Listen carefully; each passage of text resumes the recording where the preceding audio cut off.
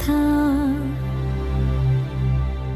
అంతేనేమో అంతేనేమో అంతులేని వేదనేమో ఆడపిల్లను కదా. మళ్ళీ తిరిగి అడుగేసేది వచ్చిపోయే చుట్టూలానే. నేను పుట్టి పెరిగిన ఊరికి ఇంకా పైన పొరుగురిదాన్ని. కట్టదాటి గంగ నేడు కంట పొంగెనే.